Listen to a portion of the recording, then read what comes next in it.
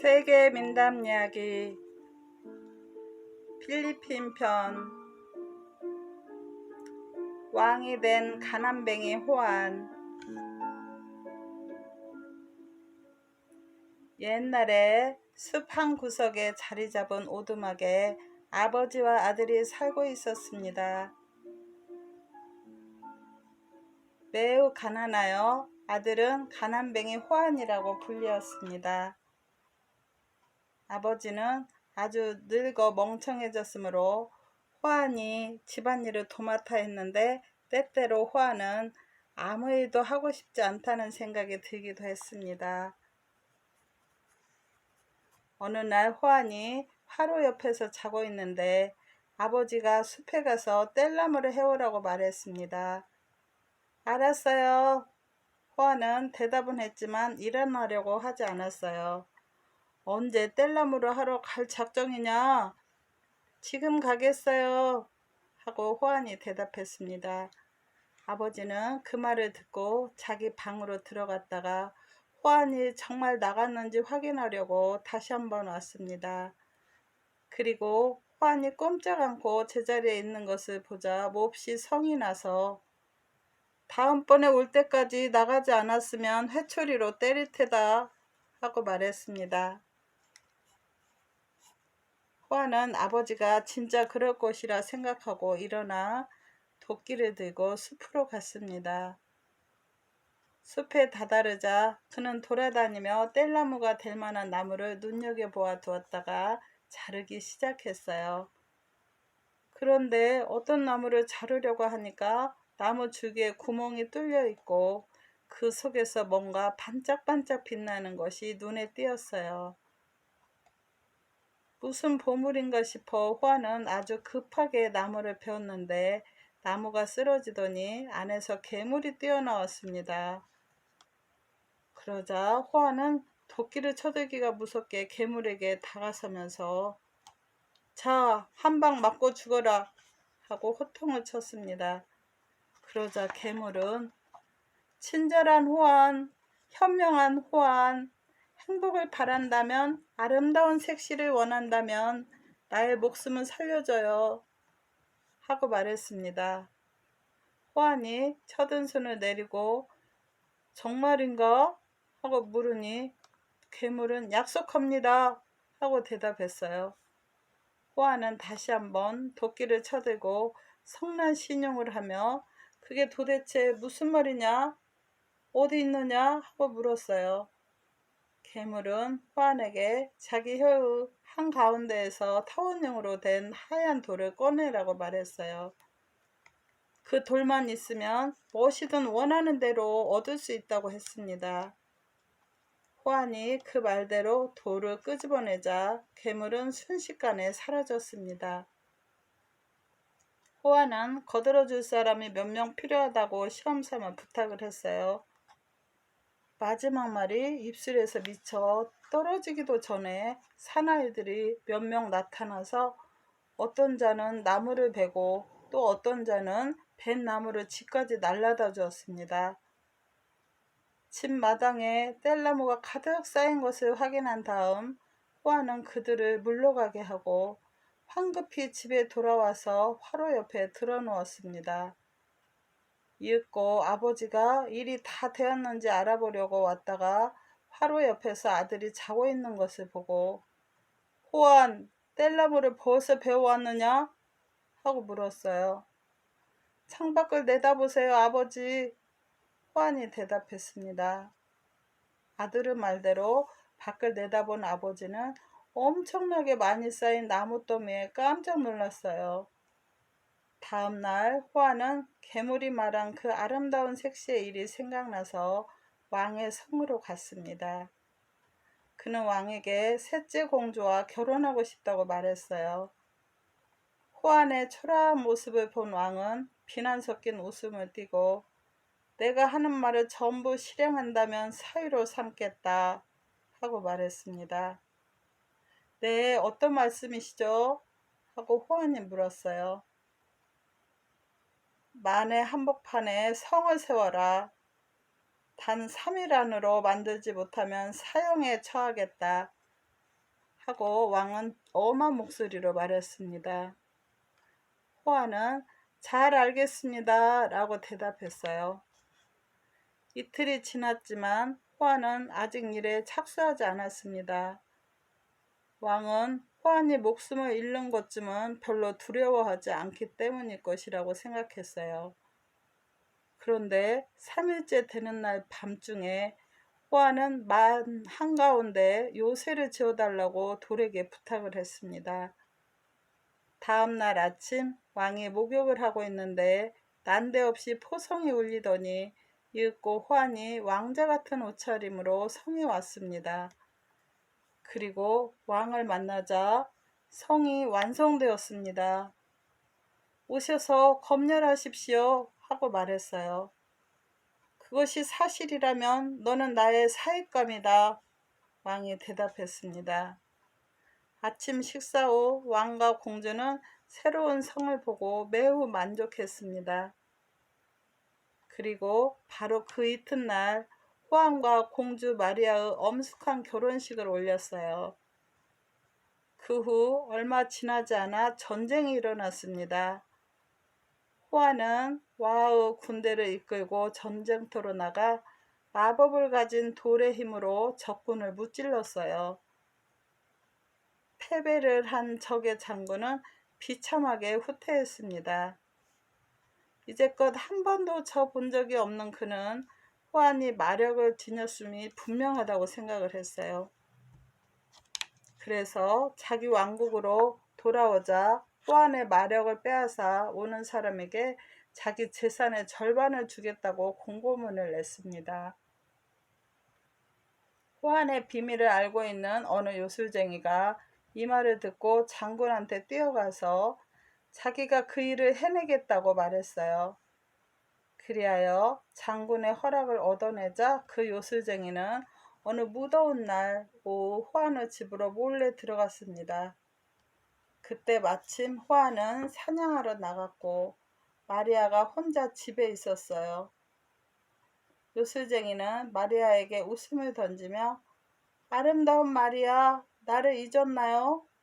당신이 어렸을 때 길러주던 나를 하고 말했어요. 이 노파를 거지라고 생각했던 마리아는 그의 말을 듣고 깜짝 놀랐습니다. 그러나 노파의 말을 믿고 속이 시커먼 그 노파를 포도주와 과자로 친절하게 대접을 했어요. 그런데 노파는 그렇게 신경 쓸 건 하나도 없다면서 상냥스러운 얼굴로 푹 쉬라고 말하며 마리아가 잠들 때까지 부채질을 해주었습니다. 마리아가 잠들어 있는 사이에 노파는 마리아의 베개 밑에서 호안이 잊어버리고 그냥 두고 간 마법의 돌을 훔쳐냈습니다. 노파는 그 돌을 장군에게 바치고 그 재산의 절반을 얻게 되었어요.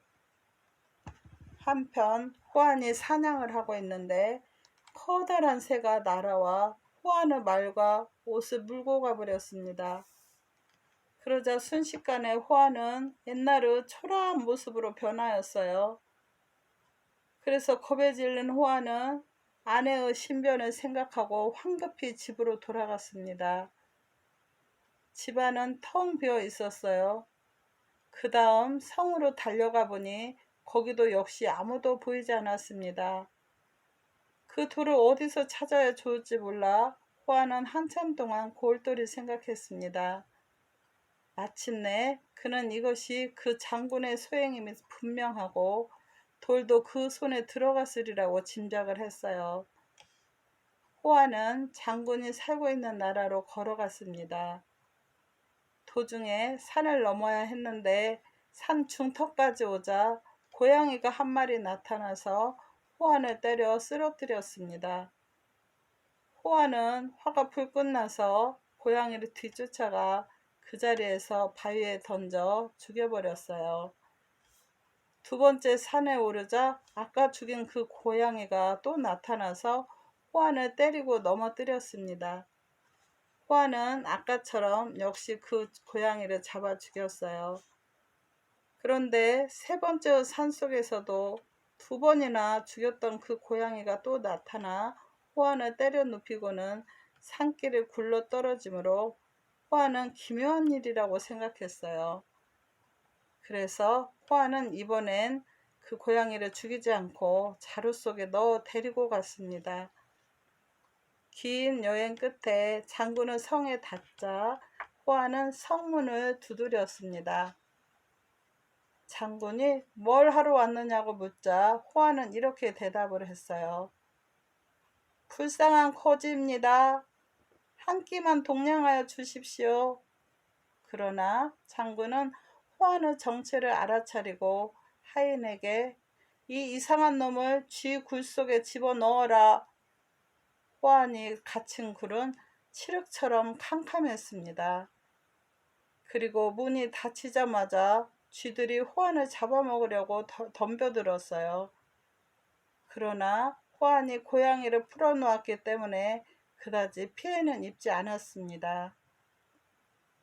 고양이는 쥐들을 모조리 죽였으나 맨 나중에 구멍에서 나온 왕쥐에게는 너 주인이 호안에게서 훔쳐간 돌을 너가 빼앗아 온다면 너를 죽이지 않겠다 하고 말했어요. 빼앗아 올 테니 목숨만 살려주십시오. 왕쥐가 말했습니다.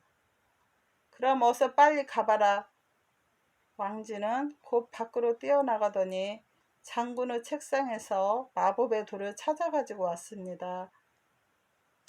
호아는 돌을 손에 넣자 왕쥐에게 고맙다는 인사를 하고 아름다운 돌이여 장군과 그의 신하들 그리고 그들의 성을 파괴하고 내 아내와 장인을 감옥에서 구출하여 달라 하고 부탁을 했어요. 갑자기 땅이 흔들리는 큰 소리가 울리더니 이윽고 성이 무너져 장군도 신하들도 깔려 죽었습니다. 그리고 호안의 아내와 왕은 자유의 몸이 되었어요. 호안은 마리아와 함께 고양이와 왕쥐를 데리고 즐겁게 집으로 돌아왔습니다. 세월이 흘러 왕이 죽자 호안은 왕위를 물려받아 나라를 슬기롭게 다스리며 아름다운 마리아와 오래오래 행복하게 살았습니다.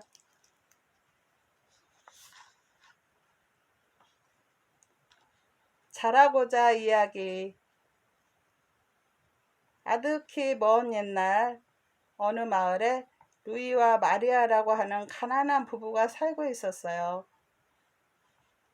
남편 루이는 게으름뱅이고 이기적이었으나 마리아는 책임감이 강하고 일도 잘하는 여인이었습니다. 아이들이 셋이었는데 모두 세례를 받는 나이가 되기 전에 죽었습니다. 그러나 마리아가 다시 임신하게 되어 루이는 이번만은 아기가 죽지 않도록 별별 방법을 다 궁리했어요. 이윽고 사내아이가 태어났습니다. 루이는 아기가 세례를 받기 전에 죽으면 안 된다 생각하고 태어난 다음 날 갓난아기에게 세례를 받게 했습니다. 마리아는 지금까지 아이들이 일찍 죽는 것은 세례를 늦게 받았기 때문이 아닌가 싶어 루이의 생각에 진심으로 찬성을 했어요. 이튿날 루이는 갓난아기를 안고 서둘러 교회로 갔으나 너무 서두른 나머지 누구를 대부로 하면 좋을까 하고 마리아에게 묻는 것을 잊어버렸습니다. 그런데 마침 거기에 낯선 사나이가 지나가기에 루이는 죄송하지만 이 아기의 대부가 되어 주시지 않겠습니까? 하고 부탁해 봤습니다. 그러자 좋습니다. 그렇게 하죠. 하고 그 사람이 대답하여 셋은 함께 교회에 들어갔습니다. 아기는 아버지 이름을 따라 루이라고 명명하였어요. 세례가 끝나자 아버지는 대부가 된 자라고자에게 자기 집에 가서 저녁 식사를 하자고 간절히 부탁했습니다. 자라고자는 친절한 사람이어서 루이와 마리아는 그를 완전히 신뢰하게 되었습니다.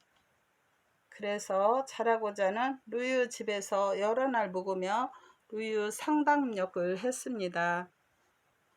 어느 날 밤 두 사람은 이런저런 이야기를 하다가 우연히 왕국 통치에 관한 화제를 나누게 되었어요. 루이는 왕이 국민들에게서 엄청난 세금을 걷어 혼자 배만 채운다고 이야기했습니다. 자라고자는 그 말을 듣고 백성들을 위해 안가품을 하자고 결심했습니다. 루이는 이렇다 할 좋은 방법이 머리에 떠오르지 않아 망설였습니다. 자라고자가 성읍 지하실에 있는 왕의 보물을 훔쳐내자고 말하자 루이도 그렇게 되면 모두가 잘 살 수 있을 거라 생각하고 찬성했습니다. 그래서 어느 날 밤 두 사람은 곡괭이와 칼에 삽을 들고 성으로 몰래 들어가서 지하실로 통하는 작은 문까지 왔어요. 거기서 구덩이를 파기 시작했습니다. 며칠 후 안으로 들어갈 수 있는 터널이 완성되었어요. 자라고자가 안으로 들어가서 루이와 둘이서 갖고 갈 수 있을 만큼의 돈이 들어있는 자루를 끄집어냈습니다. 이렇게 하여 밤새도록 들락날락하여 돈자루를 훔쳐냈으나 그 얼마 동안 아무도 도난을 눈치채는 자가 없었으므로 두 사람은 손쉽게 많은 돈을 모을 수 있었어요. 자라고자는 이 돈을 시원스럽게 가난한 백성들에게 나누어 주었으나 루이는 이기심이 강해 자라고자더러 그런 짓을 하지 말라고 나무랬습니다. 이윽고 왕은 돈이 없어진 것을 알고 군대에게 그 원인을 조사하라고 명령을 하였어요. 그리고 군대가 루이와 자라고자가 파놓은 터널을 발견하여 보고하자 왕은 노발대발 측근자들을 불러 모아 그 대책을 강구했습니다. 다른 한편 루이와 자라고자는 돈을 더 훔쳐내야 할 것인가, 그렇지 않으면 이쯤으로 그만둬야 할 것인가를 논의하고 있었어요. 자라고자는 우선 성 안에서 어떤 비밀회의가 열리고 있는지 탐지해야 한다고 했지만 루이는 그보다 앞서 한 번 더 훔쳐낸 다음 동정을 살펴보자고 주장을 했습니다. 결국 자라고자가 양보하고 루이와 같이 성으로 들어갔어요. 터널은 먼저 본 그대로 건드린 흔적이 없었습니다. 먼저 루이가 터널 속으로 들어갔으나 곧 화살 소리와 루이의 비명이 들려왔어요. 어떻게 된 거야? 당했나? 하고 자라고자가 물으니 이젠 끝장이다. 우리 아기를 부탁하네. 하고 루이의 마지막 목소리가 들려왔습니다. 자라고자는 어찌할 바를 몰라 두 개의 나무판 사이에 끼어 있는 데다가 몸에 많은 화살이 박혀 있어서 도저히 끌어올릴 수가 없었어요. 그래서 자라고자는 루이의 목만 가지고 집으로 도망쳐 왔습니다. 자라고자가 이 소식을 마리아에게 전하자 마리아는 이루 말할 수 없는 슬픔에 빠졌어요. 그리고 왜 루이의 목을 가져왔느냐고 자라고자에게 물었습니다. 자라고자가 루이의 신원이 밝혀지는 것을 막기 위해서 그랬다고 설명하자 마리아는 아기를 품에 꼭 안고 당신의 대자를 위해서라도 나머지 유해가 잘 매장되도록 해주세요 하고 부탁했습니다. 자라고자는 명예를 걸고 당신의 소원대로 하겠습니다 하고 약속을 했습니다. 그 무렵 왕은 고문들과 도둑 체포 대책을 짜고 있었어요. 그리하여 루이의 시체를 이 마을 저 마을로 끌고 다니게 하고 그 뒤에 군대가 따르도록 하여 그 시체를 보고 동정하는 자가 있으면 체포하라고 명령을 했습니다. 그래서 이튿날 일찍이 그 행렬이 시작되었는데 마을 가운데로 지나갈 때 마리아가 그것을 창문으로 내다보며 아 여보 라고 소리 지르며 울음을 터뜨렸습니다. 이것을 본 군대는 즉시 마리아의 집으로 뛰어들어갔어요. 무슨 일입니까? 하고 자라고자가 물었습니다. 저 여자를 체포하겠다. 군대가 대답했어요. 저 여자는 이 죽은 도둑놈의 아내임에 틀림없어. 아, 여보라고 말한 것이 증거다. 누가 이 여자 남편이란 말입니까? 그건 내가 실수로 아기를 다치게 했기 때문에 아내가 나에게 한 말입니다. 하고 자라고자가 웃으며 대답을 했어요. 군대는 이 말을 믿고 가버렸습니다. 그날 밤 군대는 광장에서 야숙을 하게 되었어요. 자라고자는 지금이야말로 좋은 기회라 생각하고 중으로 변장한 다음 술에 마취제를 섞어 그것을 가지고 나갔습니다. 그리고 군대에게 다가가서 자기는 중인데 혼자서 도둑놈에게 당하면 곤란하니 함께 야숙시켜달라고 부탁을 했어요. 병정들은 이 중에게서 좋은 이야기를 들으면 자기들이 좋은 행실을 할 수 있는 사람이 될 수 있으리라고 믿고 기꺼이 그 제의를 받아들였습니다. 한참 동안 이야기를 나눈 다음 자라고자는 병정들에게 술을 권했어요. 그들은 실컷 마시고 드디어 잠에 취해버렸습니다.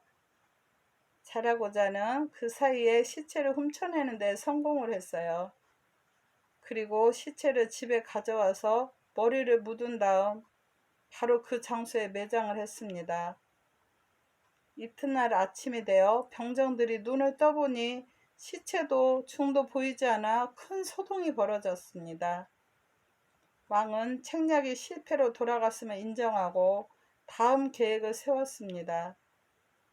그것은 온몸을 금속으로 두른 양을 풀어놓고 그 뒤를 스파이가 붙어 다니다가 만약 양을 잡아가려는 자가 있으면 스파이는 그 사람의 집을 확인하고 왕에게 보고한다는 것이었어요. 이 명령을 받고 스파이는 곧 양을 풀어놓은 다음 뒤를 밟았습니다. 누구나 양을 보고 못 본 척 했으나 자라고자마는 양을 보자 자기 집 마당으로 몰아넣었어요. 스파이는 자라고자의 집 대문에 십자오 도장을 찍어두고 급히 성으로 돌아왔습니다. 그리고 그는 이번에야말로 도둑을 잡을 수 있다고 장담을 했어요. 그러나 군대가 십자오 도장이 찍힌 대문을 찾아다녀 보았으나 그 주변의 집집마다 모두 십자오 도장이 찍혀 있어 결국 도둑의 집을 찾아낼 수가 없었어요.